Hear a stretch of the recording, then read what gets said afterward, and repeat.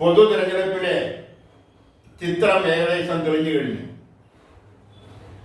അധികാരത്തിന്റെ ശീതള ഛായയിൽ സുഖ സൗകര്യങ്ങൾ അനുഭവിച്ചവർക്ക് അതിൽ നിന്നും പെട്ടെന്ന് മാറി വരാൻ ബുദ്ധിമുട്ടുണ്ടാകും. അതുപോലെ തന്നെ ഭരണത്തിന്റെ ശീതളച്ചായ അല്ലെങ്കിൽ അധികാരത്തിന്റെ ശീതളച്ചായയിലേക്ക് കടന്നു ചെല്ലാൻ മോഹിക്കുന്നവർക്കും അത് കിട്ടാതെ വരുമ്പോൾ അല്ലെങ്കിൽ അത് കിട്ടുന്നതിന് വേണ്ടിയുള്ള തീവ്ര ശ്രമങ്ങൾ എല്ലാ ഭാഗത്തു നിന്നും എല്ലാ അർത്ഥത്തിലും അവർ ഉണ്ടാകും.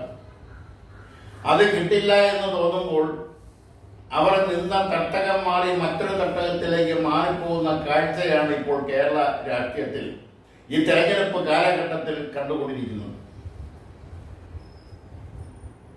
കമ്മ്യൂണിസ്റ്റ് പാർട്ടിയുടെ ഉരുക്കുകോട്ട എന്നറിയപ്പെട്ടിരുന്ന കണ്ണൂര്, അവിടെ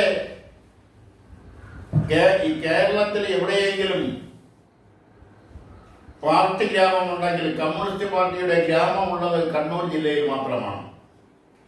അങ്ങനെയുള്ള കണ്ണൂർ ജില്ലയിലെ ജില്ലാ തലത്തിൽ അറിയപ്പെടുന്ന ജില്ലാ സെക്രട്ടേറിയറ്റ് അംഗമൊക്കെ ആയിരിക്കുന്നവർ സീറ്റ് ലഭിക്കാത്തതിന്റെ പേരിൽ മറ്റു കാര്യങ്ങൾ പറഞ്ഞുകൊണ്ടാണെങ്കിലും സീറ്റ് ലഭിക്കാത്തത് കൊണ്ടാണ് അവർ മറുതട്ടകത്തിലേക്ക് ചാടുന്നത്. അത് പകൽ പോലെ വസ്തുതയുള്ള കാര്യമാണ്. അതുകൊണ്ട് തന്നെ കണ്ണൂർ ഇപ്പോൾ പുകഞ്ഞുകൊണ്ടിരിക്കുന്ന മറ്റൊരു കാര്യം, പാർട്ടിയുടെ സംസ്ഥാന സെക്രട്ടറിയുടെ ഭാര്യയെ സ്ഥാനാർത്ഥിയാക്കിയതിലുള്ള അഭിപ്രായ ഭിന്നതയാണ് ഇപ്പോൾ മുന്നോട്ട് നിൽക്കുന്നത്. പാർട്ടിയുടെ സംസ്ഥാന സെക്രട്ടറിയെ അദ്ദേഹം മത്സരിച്ച് ജയിച്ച നിയമസഭാ മണ്ഡലത്തിൽ തന്നെ സ്ഥാനാർത്ഥിയാക്കുന്നത് അവർക്കതിനുള്ള എല്ലാവിധ യോഗ്യതയും ഉണ്ടെങ്കിൽ തന്നെയും അവരെ ഒഴിവാക്കേണ്ടതായിരുന്നു എന്നുള്ള അഭിപ്രായം തെറ്റാണെന്ന് പറയാനാവില്ല. ഇത് പറയുമ്പോൾ AKGയും സുശീലാ ഗോപാലിനെയും പാർലമെന്റിലേക്ക് മത്സരിക്കുകയും ജയിക്കുകയും ചെയ്ത സാഹചര്യം നമ്മുടെ മുന്നിലുണ്ട്. പക്ഷെ അത് AKGയും സുശീലാ ഗോപാലിനുമായിരുന്നു. അത് ശ്രീ MV ഗോവിന്ദനും ശ്രീമതി ശ്യാമളയുമായിരുന്നില്ല. അവർ തമ്മിൽ വളരെ വ്യത്യാസമുണ്ട്. AKG MV ഗോവിന്ദനും അല്ലെങ്കിൽ PK ശ്യാമളയും സുശീലാ ഗോപാലനുമായിട്ടൊക്കെ രാഷ്ട്രീയ പാരമ്പര്യത്തിലും രാഷ്ട്രീയ തലയെടുപ്പിലൊക്കെ വളരെ വ്യത്യാസമുണ്ട്. അതൊന്നും ഇവിടെ ചർച്ച വിഷയമാക്കുന്നില്ല. എന്തായാലും കേരളത്തിന്റെ ഇടതുപക്ഷത്തെ ഒരു കാലഘട്ടത്തിൽ അല്ലെങ്കിൽ ഈ അടുത്ത കാലം വരെ ഇടതുപക്ഷത്തെ നിയന്ത്രിച്ചിരുന്നത് കണ്ണൂരാണ്. കണ്ണൂർ ലോബി എന്ന് വരെ അത് അറിയപ്പെട്ടിരുന്നു എന്നുള്ളതാണ് വസ്തുത. അവിടെയാണ് വിള്ളൽ സംഭവിച്ചിരിക്കുന്നത്. ഈ വിള്ളൽ യാദൃച്ഛികമാകണമെന്നില്ല. അല്ലെങ്കിൽ അവരുടെ സീറ്റ് അവർ ആഗ്രഹിച്ച അധികാരങ്ങൾ തെരഞ്ഞെടുപ്പിൽ ആഗ്രഹിച്ച സീറ്റ് ലഭിക്കാത്തത് കൊണ്ട് മാത്രം ആയിരിക്കണമെന്നുമില്ല. എന്നും എല്ലായ്പ്പോഴും അച്ചടക്കത്തിന്റെ പേരിൽ നിയന്ത്രിച്ച് നിർത്താൻ കഴിയില്ല എന്നുള്ളതിന്റെ ഒരു പുതിയ ഉദാഹരണം കൂടിയാണ് കണ്ണൂരിലെ ഈ സംഭവ വികാസങ്ങൾ. കണ്ണൂരിലെ രാഷ്ട്രീയ നേതാക്കളെല്ലാം തന്നെയും പരസ്പരം ബന്ധുക്കളാണ്, കുടുംബ ബന്ധുക്കളാണ്. അതും യാദൃച്ഛ്യമായി സംഭവിച്ചതല്ല. അവരെല്ലാം പാർട്ടിയിലെ പ്രവർത്തകരാണ്. പാർട്ടിയിലൊക്കെ അവർക്ക് അധികാര സ്ഥാനങ്ങളിൽ എത്തുന്നതിന് ബന്ധങ്ങളൊന്നും ഒരു തടസ്സമാവില്ല. അതൊക്കെ അംഗീകരിച്ചുകൊണ്ട് തന്നെ എല്ലാം കുടുംബത്തിനകത്ത് നിന്ന് തന്നെ ആവണമെന്ന് ബോധപൂർവമാണ് നിശ്ചയിക്കുന്നതെന്ന് സാധാരണക്കാർ ചിന്തിച്ചു പോയാൽ അവരെ കുറ്റപ്പെടുത്താനുമാവില്ല. അതുപോലെ തന്നെയാണ് കോൺഗ്രസിന് കഴിഞ്ഞ ദിവസം പറഞ്ഞതാണ്, കോൺഗ്രസിനകത്തുണ്ടാവുന്ന ഭിന്നതകൾ ഈ തെരഞ്ഞെടുപ്പിന്റെ ഈ 18 മണിക്കൂറിലും കോൺഗ്രസിനകത്തൊരു ഐക്യം ഉണ്ടാക്കിയെടുക്കാൻ കോൺഗ്രസ് നേതൃത്വത്തിന് കഴിഞ്ഞിട്ടില്ല. അവർ അഖിലേന്ത്യാ നേതൃത്വത്തെ സമീപിച്ചെങ്കിലും അഖിലേന്ത്യാ നേതൃത്വത്തിനും അത് പരിഹരിക്കാൻ ഈ സമയം വരെയും കഴിഞ്ഞിട്ടില്ല. ഇനി എന്നാണ് പരിഹരിക്കപ്പെടുക എന്ന് ചോദിച്ചാൽ അതിനും ഉത്തരമില്ല. അവിടെയെല്ലാം അസ്വസ്ഥതകൾ വളർന്നുകൊണ്ടിരിക്കുന്നു. ആ അസ്വസ്ഥതകൾ എന്ന് പറയുന്നത് താങ്കൾ താൻ ആഗ്രഹിച്ച സീറ്റ് ലഭിക്കാത്തത് കൊണ്ടും തനിക്ക് സീറ്റ് ലഭിക്കാത്തത് കൊണ്ടുമെല്ലാമാണ്. അധികാരം കൈവിട്ടു പോകുമ്പോൾ ഉണ്ടാകുന്ന വിഭ്രാന്തി അത് എല്ലാ പാർട്ടിയുടെ നേതാക്കന്മാരിലും ഉണ്ട് എന്നുള്ളതിന് അവസാനത്തെ ഉദാഹരണമാണ് ഇപ്പോൾ കണ്ണൂരും അതുപോലുള്ള സ്ഥലങ്ങളിലുമൊക്കെ നടന്നുകൊണ്ടിരിക്കുന്നത്. ചിലരെ തെരഞ്ഞെടുപ്പിൽ നിന്നും ഒഴിവാക്കിയിരിക്കുന്നു. അവർക്ക് ജനങ്ങളുടെയിലുള്ള സ്വാധീനം നശിച്ചതുകൊണ്ടല്ല, ചില സ്ത്രീ വിഷയവുമായി ബന്ധപ്പെട്ടാണ് പലരെയും മാറ്റി നിർത്തിയിരിക്കുന്നത്. പാലക്കാട് MLA ആയിരുന്ന രാഹുൽ മാങ്കൂട്ടത്തിൽ ഇപ്പൊ എൽദോസിനെ കുന്നപ്പള്ളിയെ മാറ്റി നിർത്തുന്നു. ഇനി പലരെയും മാറ്റി നിർത്തുന്നതിനെ കുറിച്ച് ആലോചിക്കുന്നു. ഇത്തരം വിഷയങ്ങൾക്കൊന്നും ഗൗരവം കൊടുക്കരുതെന്നുള്ള അഭിപ്രായമാണ് കേരളീയത്തിനുള്ളത്. വളരെയധികം ഞാൻ കത്തി നിന്ന ഒരു സംഭവമാണ് സരിത കേസ്. ആ സരിത കേസിന് പേര് വന്നിട്ടുള്ള എല്ലാവരും തന്നെ നല്ല ഭൂരിപക്ഷത്തിലാണ് അതിനുശേഷം വന്ന തെരഞ്ഞെടുപ്പുകളിൽ വിജയിച്ചത്. അപ്പൊ അതുകൊണ്ട് മനസ്സിലാക്കേണ്ടുന്ന ഒരു കാര്യം, ഇതൊന്നും ജനങ്ങളുടെ വോട്ടർമാരെ സ്വാധീനിക്കില്ല എന്നുള്ളതാണ്. വളരെ പ്രമാദമായ ഒരു കേസുകളുണ്ടായിട്ടുണ്ട്.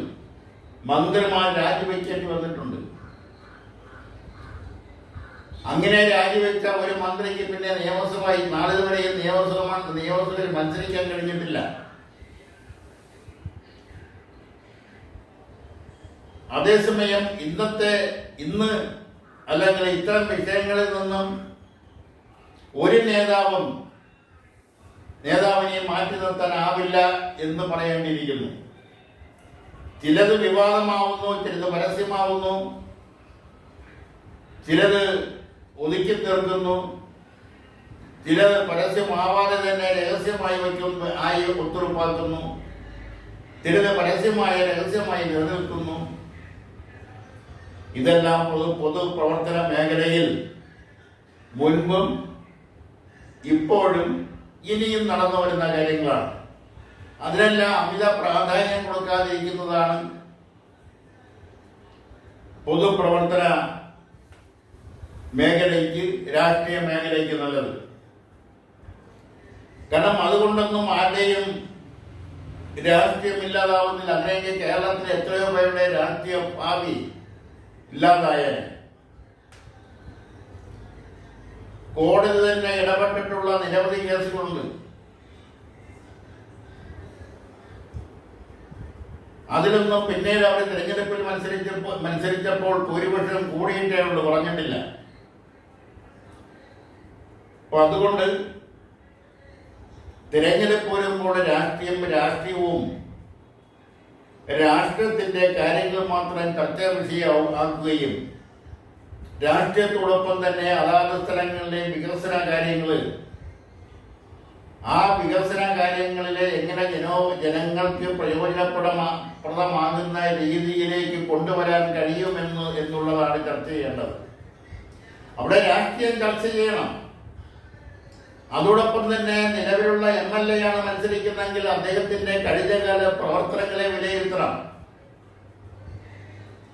ആ പ്രവർത്തനങ്ങളെ കൂടെ വിലയിരുത്തിയിട്ടാകണം അദ്ദേഹത്തിന് തങ്ങളുടെ സമ്മതിദാനാവകാശം രേഖപ്പെടുത്തേണ്ടത്. അതുപോലെ തന്നെ പുതുതായി തിരഞ്ഞെടുപ്പിൽ മത്സരിക്കുന്നവരെ സംബന്ധിച്ചിടത്തോളം അവരുടെ പ്രവർത്തന ശൈലി, ജനങ്ങളോടുള്ള സമീപനം, അവർ ഈ അഴിമതി നടത്തിയിട്ടുണ്ടോ, അങ്ങനെ അഴിമതി നടത്തിയിട്ടില്ലാത്തവരെ കണ്ടെത്തി വേണം ജയിപ്പിക്കേണ്ടത്. എങ്കിൽ മാത്രമേ രാഷ്ട്രീയത്തിലെ മൂല്യത, സത്യസന്ധത, അഴിമതി രഹിത, വർഗീയ രഹിത, പുരോഗമനപരമായ ആശയങ്ങൾക്ക് മുൻതൂക്കം കൊടുത്തുകൊണ്ട്, പുരോഗമനപരമായ നടപടികൾക്ക് മുൻതൂക്കം കൊടുത്തുകൊണ്ട് പ്രവർത്തിക്കാൻ കഴിയും.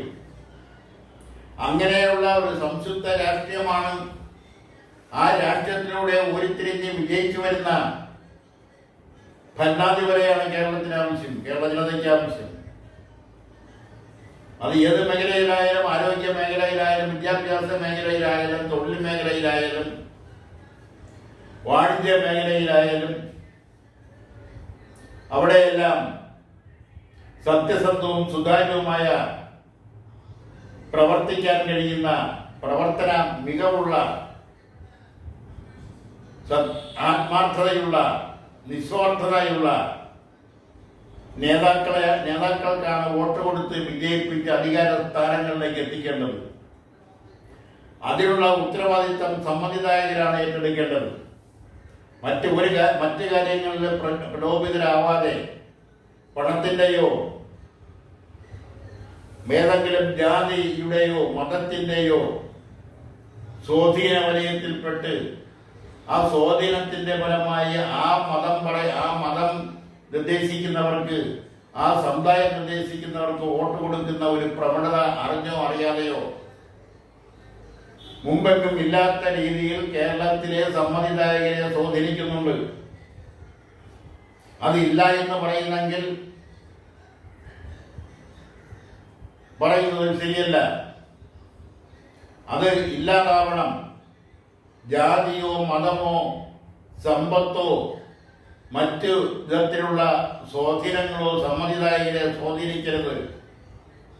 കാര്യക്ഷമതയുള്ളവരെ ജയിപ്പിച്ച് നിയമസഭയിലേക്ക് അയക്കുന്നതിനുള്ള, തങ്ങളെ ഇനി 5 വർഷം ഭരിക്കേണ്ടത് ആരാണെന്ന് തീരുമാനിക്കാനുള്ള അധികാരം, അവകാശം ആണ് സമ്മതിദായകർക്ക് കൈവന്നിരിക്കുന്നത്. അവിടെ മറ്റ് പ്രലോഭനങ്ങൾക്ക് വഴങ്ങാതെ, സാമ്പത്തികമായ പ്രലോഭനങ്ങൾക്ക് വഴങ്ങാതെ, ജാതീയമായ പ്രലോഭനങ്ങൾക്ക് വഴങ്ങാതെ, മതപരമായ പ്രലോഭനങ്ങൾക്ക് വഴങ്ങാതെ